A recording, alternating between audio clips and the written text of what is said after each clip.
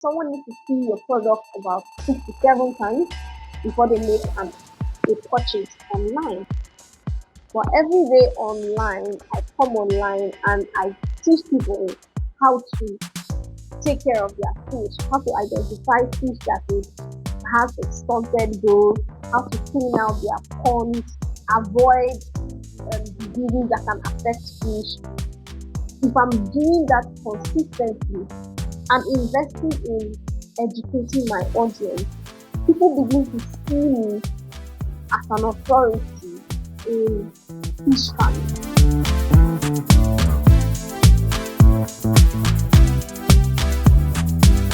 Hi, I'm Obehi Echem Zubairu, the author of the storytelling series for small businesses and content creators. In Obehi Podcast, we talk about the power of your story, your narrative, and why you should own your voice.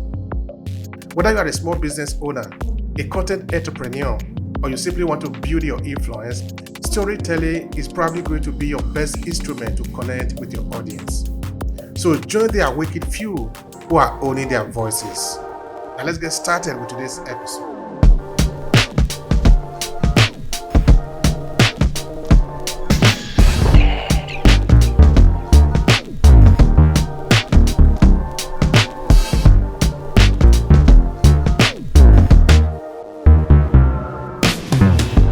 Hello everyone.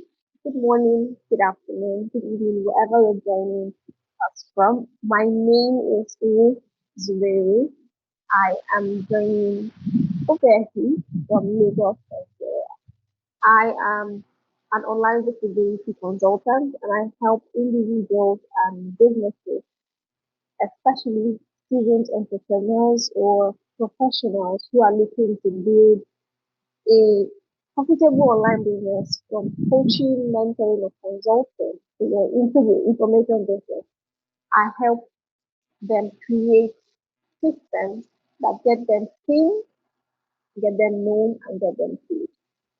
That in a nutshell, that's who I am. I'm also the founder of a software company, Fan-based technologies. It's a content writing community platform that helps busy entrepreneurs or content creators in general, help them cut short the duration time in creating content for their businesses or promoting business online. All right, that's very interesting. All right, Ruth, you're going to help me. So you are in Lagos. Uh, were you born in Lagos or did you come to Lagos from some other place? Help me understand that. I was not born in Lagos. I came to Lagos because of marriage. You know how women travel with their parents. So yeah, I was my father is from Port Harcourt, another very popular city in Nigeria, and so um, I relocated from Port Harcourt to Lagos when I got married, and I've been here since 2012, and that's about 11 years. That's interesting. Of course, women have to move in more than 90% to meet the man. No? That is just Yeah, normal. No? yeah, That yeah. is love that is in the air. So, and it's the one that is making everybody move. Love is what makes the world turn around. Mm-hmm. Mm-hmm. That's interesting. So you grew up in Port Harcourt, right? Yes, largely. Largely, I grew hmm up in Japan. All right. Would you want to tell me a bit about your infancy growing up in Port Harcourt? What do you remember of those early age? Oh, growing up in Port Harcourt, it was interesting. I wasn't born in Port Harcourt though, but my parents were missionaries and eventually, um, so I grew up in the church system, very traditional church, and it was interesting. And so it was a place where I was able to harness my skills and abilities. And so, being a teacher's kid, you're involved in activities in the choir, you're singing, and I was the first child. I'm the first child, and so I used to help my father a lot in typing and writing and putting together his notes, transcribing things. And it's funny because it's what really was the background to what it is I'm doing now.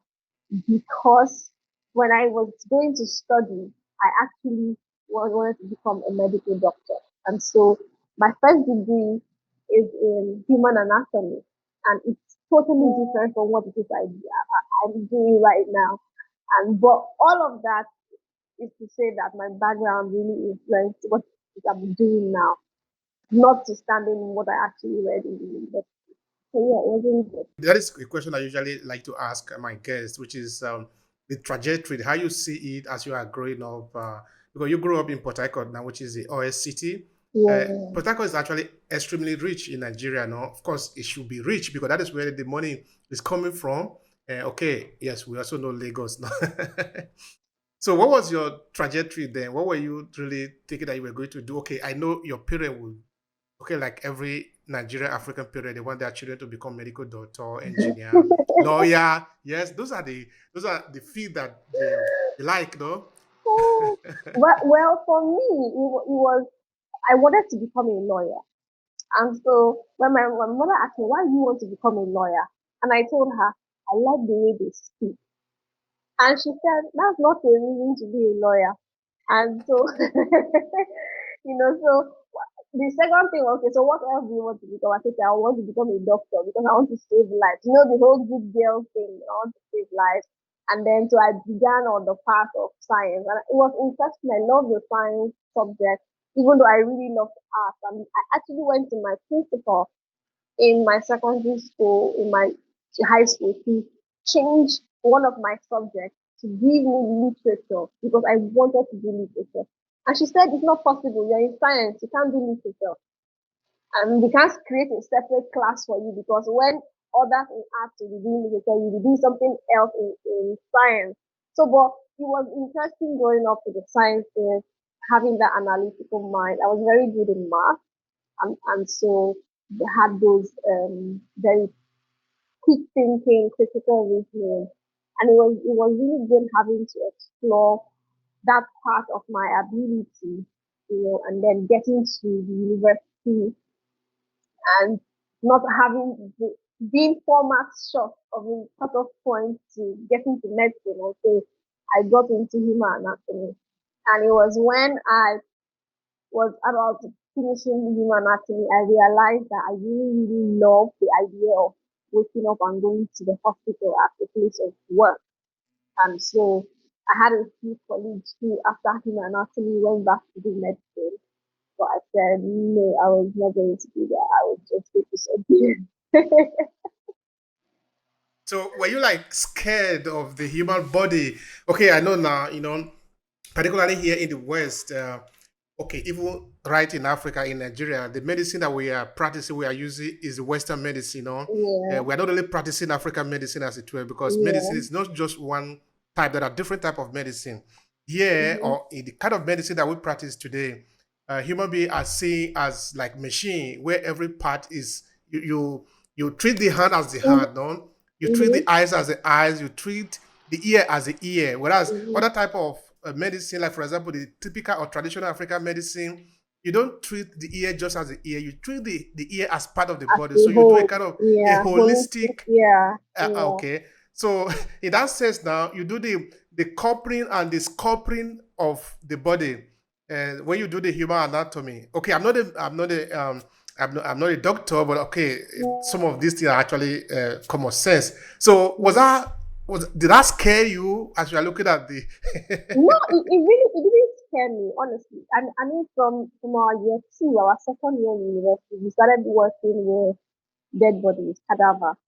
And so maybe after the first session, we got used to it. So it wasn't the actual working on the body, but working on the body. Maybe if I wanted to explore postmortem work, it would have been good. But there is when you go to a hospital, there's a smell of sickness. I don't know how to put it. So sickness is different from if you're working in a lab and you're having to, but the whole sickness thing. And I think maybe I visited a couple of hospitals in that period, and it just having to do that day in, day out. And as a doctor, you don't really have your time. I began to learn from my senior colleagues how to their work hours where they work long hours, no break, and it was And so I just thought, no, no, no, I don't think I can do this. So it wasn't about, I wasn't scared of blood. I wasn't scared of needles, all of those things. I could do this cuttings and not be sewing up. I could do it very well. But it was just a, yeah, and also thinking, is that what I really want to do? They still, it didn't, at that point, finding fulfillment, was this what I could do and find fulfillment? Now, it wasn't about the pay.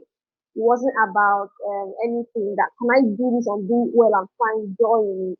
And the answer was no. And so I decided not to pursue, furthering in that um, trajectory. Nigeria, it's a huge market. It's a huge industry because I mean, judging from the population alone, I think that's what gives the Nigerian market a bit of an edge because of the population. And so, no matter what you're selling or what you're offering in the market, there's the possibility of getting someone who is interested in what it is that you have to sell. And so, the online market, the online marketing space or the online business space in Nigeria, it's evolving. It's a lot more developed than where it was a few years from now. People are more aware of the different tools. For example, when we first started online, many people just knew that advertising was good for their business, but they didn't know how to go about it. The knowledge of advertising, running ads was in the hands of a few. But right now, it's very easy for people who are business owners to sit in the comfort of their homes. With a few clicks, they will set up ads for themselves, and those ads will work. And so there are a lot more people who are doing work with their businesses, whether they're using WhatsApp or they're using Facebook and Instagram or using a full-fledged website. There are different players at different levels. And so whatever you're selling, whether you're selling physical products or you're selling info products that you would need to do digital either PDF or programs for, there is a market for everybody. And so yeah, it's something that's evolving. It's evolving. That is the right word there. That is really a key word there. Um, because of course the business ecosystem, particularly if you are looking at maybe the digital business, but generally the online business do needs a lot of a couple of things to make it function. One of them would be data. Yeah, data. Not only I'm not talking of internet. I'm talking of information on. That when we need to do a research now to see how many people are buying your product, we need Mm, to be able to understand that. But if there are no enough data in circulation, we cannot know that information. But if there are enough data, like we should be able to use that. Then what about the transportation of those products? So maybe, for example, you are in Lagos now, you are producing certain thing that you need to supply to maybe Kaduna or Benin or in Port Harcourt where you are coming from originally. You need those things to get there on time so that the people can enjoy it and then maybe buy more. But if the road is not good enough, or if maybe the thing need to fly by air and it becomes very exorbitant the price, then of course you are going to add to the price so that you'll be able to make profit. Then the customer is paid too much, then they might not like to patronize at the end of the day. So those little things might end up affecting the market. But as it's evolving, how are the people reacting to it? I think that can also be very interesting for people, particularly even for women who are at home, like your niche, no, in that they need to be able to do something. Okay, not all of them will be able to set up gigantic businesses or big supermarket, but they can be helping these gigantic businesses and they'll be making money for themselves too. mm. So all these are part of the online business. So I don't know if you want to say anything more about the evolving aspect, like how are people reacting to the digital business in Nigeria, the online business ecosystem? Well, there are different, definitely for everything that takes off. There are people who will be skeptical about it. There are people who will not be early adopters. There are people who will not put their beat or their heads behind anything that is not physical because they don't consider something that doesn't have, a physical office a viable business. But the truth is, there are also people who, because of this, have made hundreds of thousands of naira, millions of naira, as a result of marketing. And we've had a lot of people to who can testify to that fact. Now, especially thanks to COVID brought a leveler to the way that businesses are being run in Nigeria. So those who were dragging their feet, who were saying, "Are you sure it can work?" When everybody was locked in, they had to find a way, to run their businesses, and it's really opened up the way for people to use being online to grow their businesses. So I think the advent of COVID forced a lot of people to use it or be more receptive to solutions that use these online tools.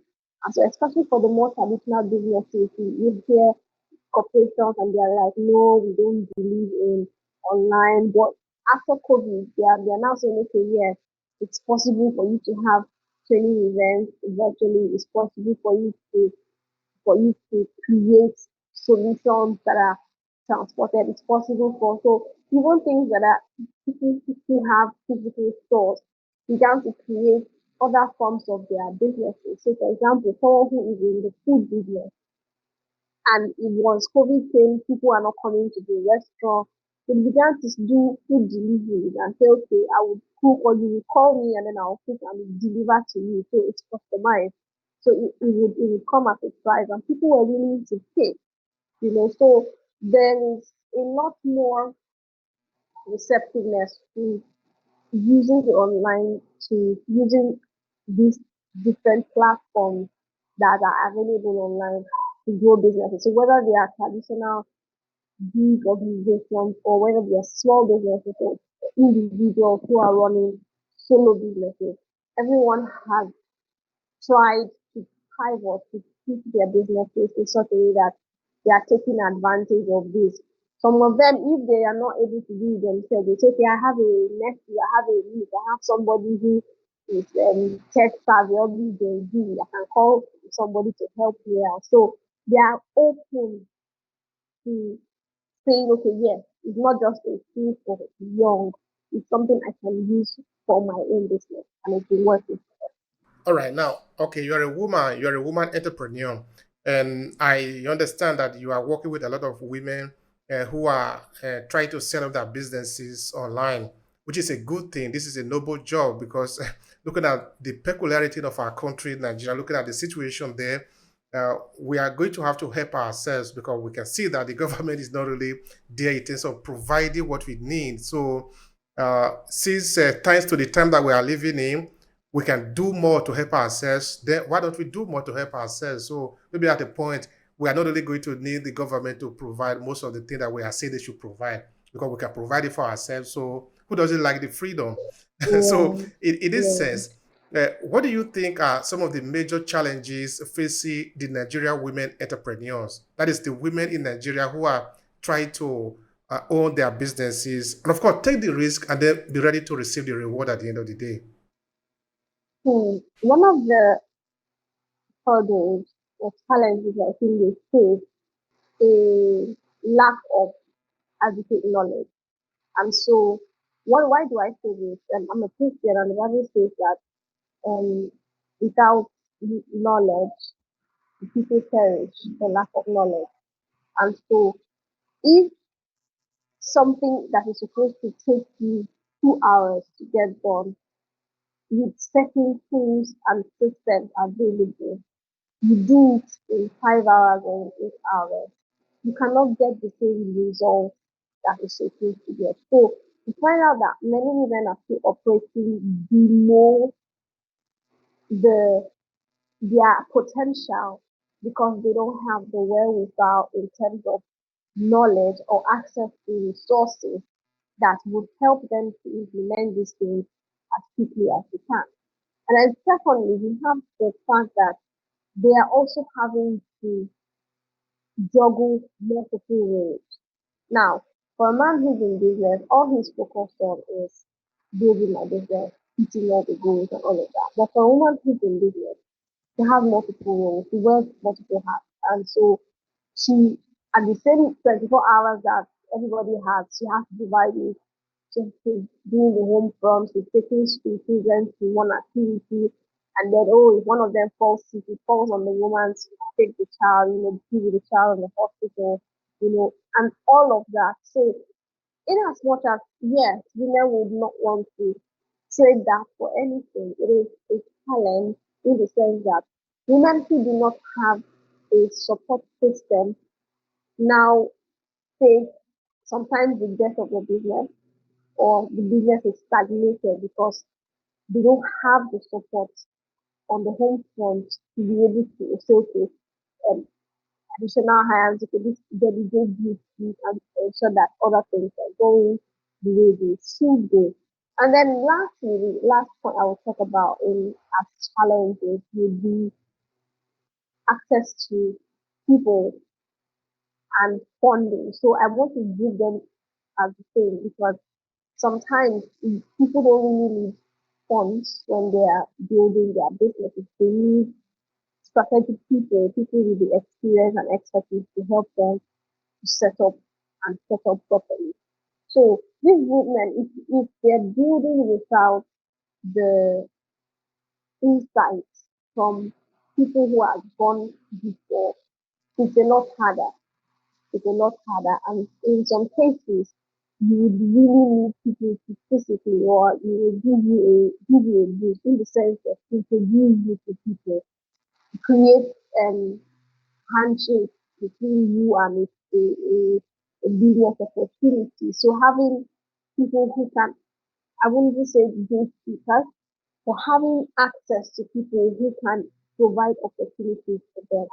It's not, it's easier, in my mind's eye, for a men to meet over a bottle of drink, you find out everybody's in a relaxed mode, or in the golf field, and then they share ideas and like, okay, I have this proposal, I'll meet you up. And then they have their way of using these social events or social environments to facilitate business growth. However, women do not necessarily have that. And so that's why there is a rise in women focused communities and focus groups, so that it can help the woman create that sense of, okay, I belong to this particular organization, and then I can mention that and be able to get someone to look at me and look at my proposal because of the community to which I belong to. You at the point you have to learn online, no? Because you have to enroll to be able to improve your skills. Because some of these skills are in the business world, we do not learn them in school. There are things that Mm, you need to learn outside of the normal curriculum. Of course, which means now that you are going to have to take the extra step, because if you are going to do the normal thing, you're going to get the normal result. But the normal result is not usually enough for us to live, except maybe you want to just become a number in the herd, a number in the society, you know. If you mm, want to become extraordinary or more than the ordinary number, then you're going to do more than the ordinary people and take mm. more than the ordinary risk, and take more. You just need to take up the challenge more like the ordinary people. So now, when you look at these women that are trying to own their businesses, become entrepreneur, do you see them approaching this ability to be able to learn online to help themselves, so they can acquire the skill that is needed for them to live an extraordinary life? Yeah, some of them. The truth is that, as with everything, learning is intentional. And so there is very little learning that is done by remote, or by not remote now, automatically, that you just sit down and then everything is downloaded in your head. No, learning is something that is very systematic, it's very intentional. You have to put your put your mind to it and get it done. And so when women have to take that deliberate step to seek out people and places where they are aligned to and can give them that level of support in terms of teaching them. So the truth is, you have to first know where you want to go to, and then understand where you are, and then do a connecting line. Find out, okay, for me to get to where I want to get to, are very deliberate about knowing what their learning needs are, what the gaps are in their knowledge gap, and then picking out the places, the people who will be able to help them with the knowledge and the skills that they are looking for.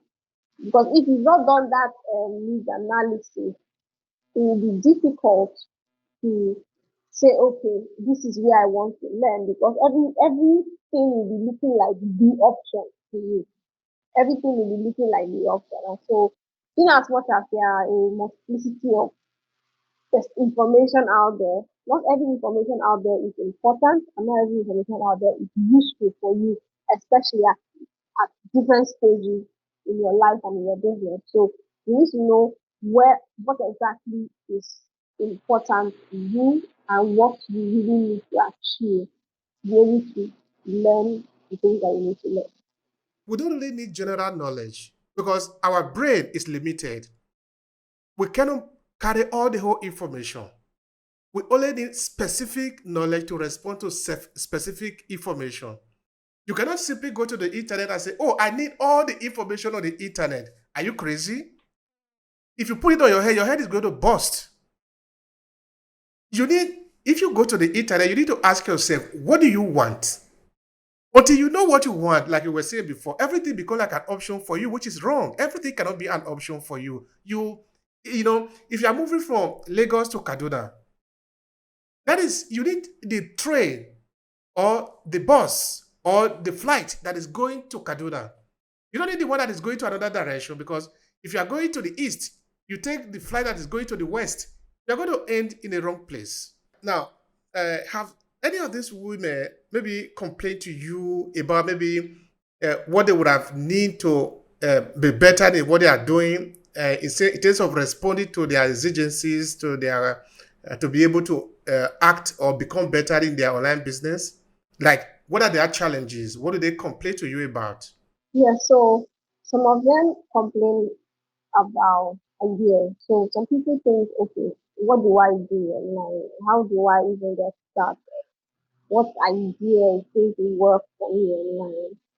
And so it's a matter of what you know and a matter of how best you can package what you know into something that other people are looking for to invest in. So that's one challenge, one thing that they ask for. Another thing that they ask for is, okay, so how do I be like others?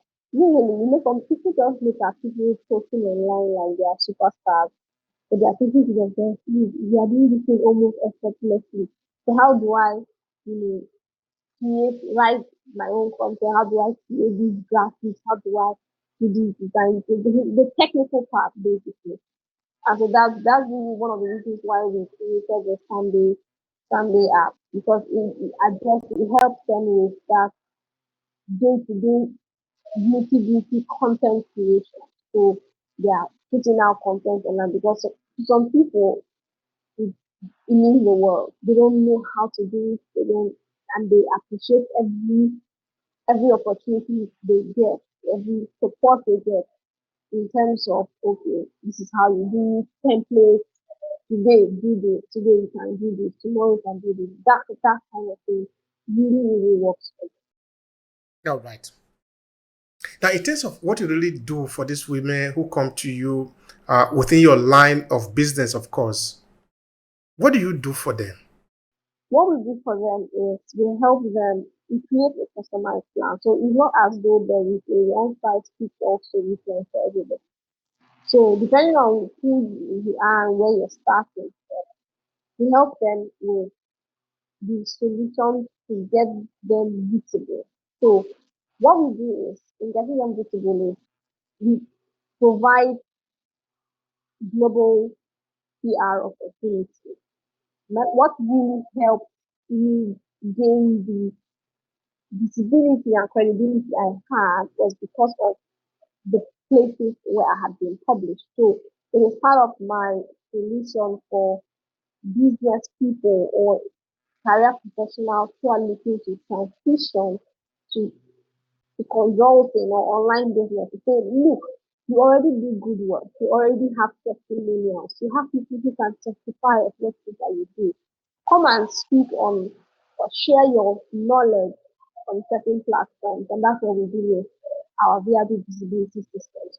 So the other thing we do is helping them set up their online assets. So whether it's their website, whether it's helping them create a program, an online program where they can teach people, they can train people in exchange for money, helping them manage their social media presence, grow a following, get into new audiences, get into new places, even use tools to create that organic traffic thing. And that's really SEO, SEO, search engine optimization. So using all these things to be able to say, okay, when you do this, you will have thousands of people looking for you from different parts of the world, getting them that level of visibility and then creating products for them, helping them set up programs, products, even if it's a book, it's an online course, it's a coaching program, helping them set it up so that they can make money while they are building their business. That's really what it is. But in terms of finding clients, okay, now you are talking of creating content. Okay, in most of the cases, you don't create content for yourself, you create for other people. Okay, I understand if you are doing content marketing, you can actually be creating content for educational purposes, but of course, within it, you lace in other things that will help you to sustain your business. Because you don't just create content for the sake of creating content, you create content because it's going to lead to somewhere. But I want to believe that not all the people that you are dealing with are really into full content marketing. And sometimes they like to create this content for other businesses who do not know how to or do not have the time to be able to create their content. So you go to create it for them and you earn money. And sometimes people, before they can release their money for you, you're going to have to do a lot of talking. You're going to convince them that you are able to do what you say you are going to do. Otherwise, they're not giving you their hard-earned naira. Now, how do you do that? I mean, how do you manage to find clients in Nigeria that will trust you with their money and tell you to create content for them? I don't know, it could be for you or for other women that you are teaching to come up online and begin to do something for themselves. You see, I'm saying this because there are a lot of intelligent women, people, let me just say people in Nigeria who are very capable of doing extraordinary work in the area of academic. In that they already have the training, for example. Okay, now imagine that you are talking to a woman who have been a teacher. Maybe all her life she have been teaching. You can't tell me that this woman doesn't know what to do in terms of creating content for people, maybe writing or things like that, or doing a research because she be doing it. All what she just need is to for somebody to just guide her on how to put herself online so that she can earn money from what she already know, what she have been doing all her life. But I'm not talking of how do you connect what you are selling, what you are rendering in the market to the person who needs it so you can make money from it. So, I mean, good question. The truth is, apart selling online is a skill that every business person needs to learn. Now, selling online, the fact that you have the expertise is the basic requirement. Selling online has to do with other factors that affect how people see you. Now, it is someone who sees you and believes that you have the solution to their problem that will pay you for your services. It is not whether or not you know.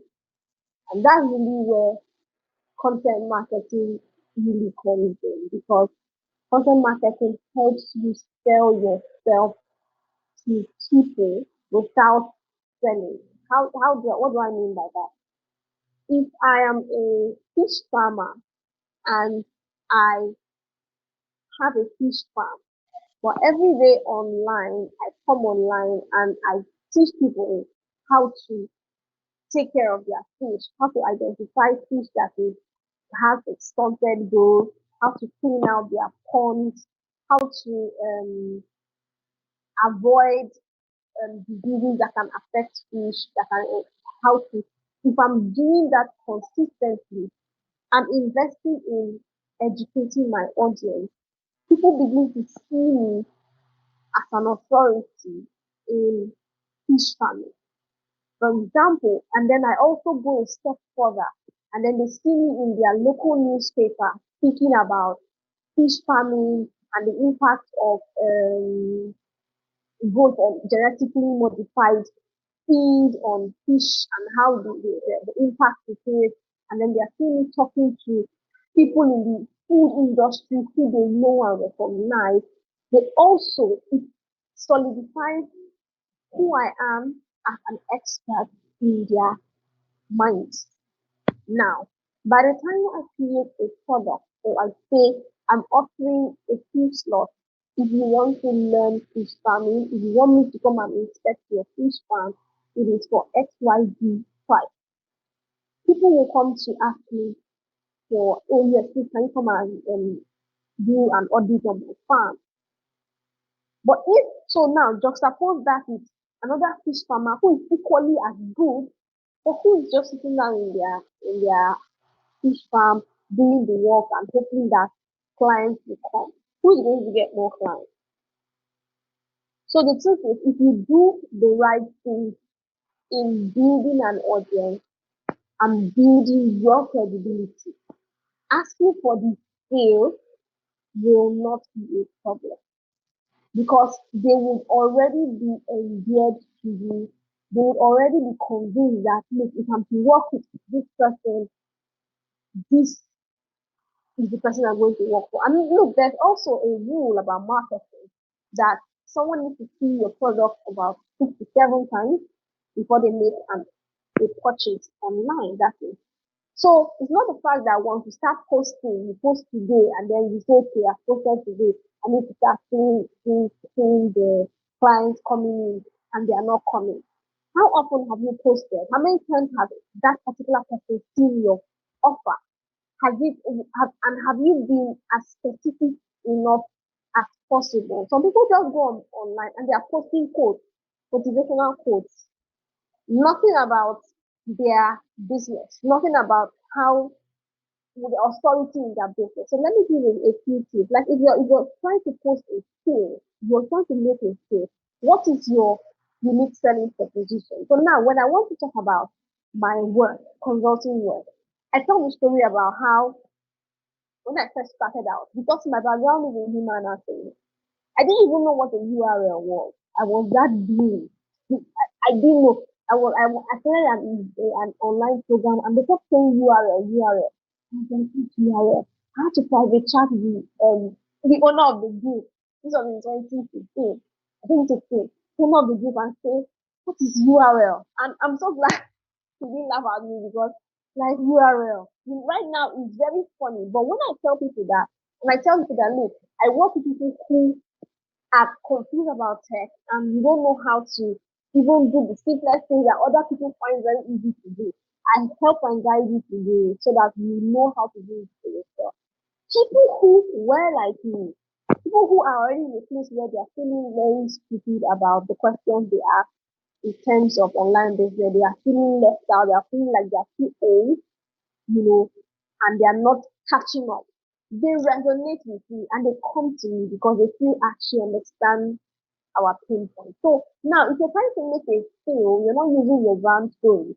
I wonder what it is that you're doing. If you're trying to make a sale and you're not highlighting why people should come to you instead of the other person, I wonder how you want to get clients. If you're also trying to make a sale and you're not talking about the people who have worked with you and the impact you have made in their life.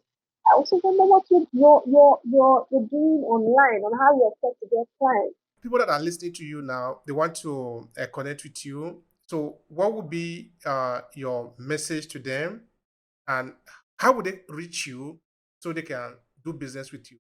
Is the last question. Thank you. I mean, reaching out to me is really easy. I am Ruth Zubairu. On Google, I think I'm the only Ruth Zubairu. I've dominated my Google page. Thank you. And well, you search for me on different social media handles. On LinkedIn, I'm Ruth Echem Zubairu. On Facebook, I'm Ruth Zubairu. On Instagram, I'm Ruth Zubairu Official. So anywhere you can search for me, you can find me. So I will be looking forward to seeing anyone who has anything to give. If you're reaching out, just send me a DM and say Obehi session, and then I have a free gift for you. I mean, there's a free download for especially those who are looking to start their businesses online. You know. I can share the link with you as well later. All right, that's super. That's really very interesting. Thank you. It has been a pleasure talking with you, Ruth. Thank Thank you so you much. again.